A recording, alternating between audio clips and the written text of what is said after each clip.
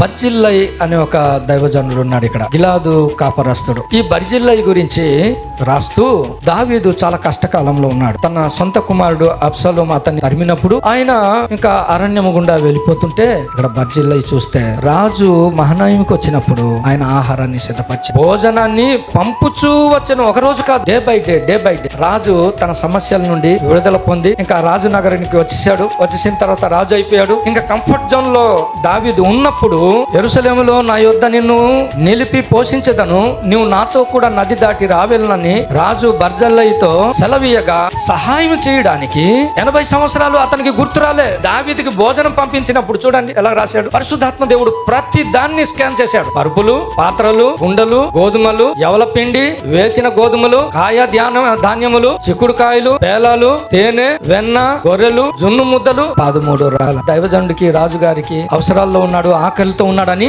ఎన్ని రకాలైన ఏర్పాట్లు చేశాడండి. ఓ దేవుని బిడ్డ, ఈ రోజు సంఘములో నువ్వు ఒక బర్జిల్లైగా నువ్వు మారిపోవాలి. రాజుకి ఇచ్చినప్పుడేమో ఇన్ని రకాలైన క్వాలిటీస్ చెప్తున్నాడే. రాజు నేను నిన్ను పోషిస్తానని చెప్పినప్పుడు ఆయన చెప్తున్న మాటలు ఎలాంటి, నేటికి నాకు 80 ఏండ్లు, సుఖ దుఃఖములకున్న భేదమును నేను గుర్తింపగలనా, అన్నపానముల రుచిని దాసుడైన నేను తెలుసుకొనగలనా, గాయకుల యొక్కయు గాయకరాండ్ర యొక్కయు స్వరము నాకు వినబడునా, కావున నీ దాసునగు నేను, నా ఏలిన వాడమును, నా రాజునగు నీకు ఎందుకు భారము? రాజుకేమో సహాయం చేయడానికి రాజు నాకు భారం కాదని అతను అనుకుంటున్నాడు. రాజు నేను నీకు ఇది హెల్ప్ చేస్తాను అన్నప్పుడు నేను ఎందుకు రాజా, నేను నీకు భారం అంటున్నాడు. బర్జిల్లై సహాయము సహకారం దైవజనుడికి చేయుటలో ఎక్కడ సంశయించలేదు. తన డిజైర్స్ అన్ని ముందే ఇతనే కాల్కులేట్ చేసి వారిసి ఉన్నప్పుడు, ఆకలి ఉన్నప్పుడు బర్జిల్లై తన జీవితంలో ఎప్పుడు కోరుకోలే. నా నోటికి రుచి ఏముంది అన్నాడు. కానీ రాజుకి ఇచ్చినప్పుడేమో ఎన్ని రకాలైన.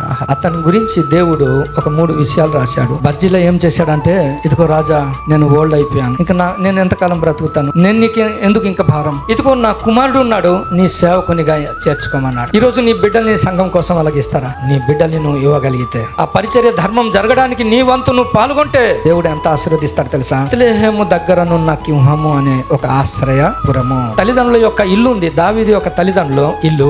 ఆ ఇల్లు దావీదు ఏం చేశాడంటే, వాళ్ళ అన్నదమ్ములు గాని వాళ్ళ యొక్క పిల్లలకి ఎవరికి ఇవ్వకుండా కింహాముకి ఇచ్చాడు. బర్జిల్లై యొక్క కొడుకు ఇచ్చాడు. బర్జిల్లై ఏం చేశాడంటే, మీరు అతని గురించి చరిత్ర మీరు చదివితే, బెత్లెహేములో ఒక సత్రాన్ని కట్టాడు. అందుకు మీరు యేసుక్రీస్తు ప్రభు జననం గురించి వివరించినప్పుడు సత్రములో స్థలం, ఇల్లుల్లో స్థలం అని రాయలే. సత్రము, ఎవరి సత్రం అది? కింహాము యొక్క సత్రం. అంత మాత్రమే కాదు, రాజు తన మరణ కాలంలో సహితము తన పిల్లల గురించి, తన బంధువుల గురించి చెప్పట్లేదు. కానీ ఇదిగో నా కుమారుడు సొలొమోను, నేను ప్రభు దగ్గరికి వెళ్ళబోతున్నాను అని చెప్తూ ఎవరి గురించి మాట్లాడుతున్నాడు? బర్జిల్లై యొక్క కుమారుడు కింహాము గురించి మాట్లాడుతున్నాడు. బర్జిల్లై, నేను కష్టకాలంలో నీ సహోదరుడు నన్ను తరిమినప్పుడు నేను వెళ్ళిపోతుంటే నాకు ఉపకారం చేశాడు. తన కుమారుని మాత్రము నీ భోజన బల్ల దగ్గర కూర్చోబెట్టు. దేవుడు మర్చిపోలే. దేవుని బిడ్డలారా, దేవుని కొరకు నువ్వు చేసింది, దేవుని ప్రజల కొరకు చేసింది, దేవుని ప్రజలు, దేవుని యొక్క సేవకుడు పరిచర్య కొరకు నువ్వు చేసింది దేవుని మర్చిపోడు.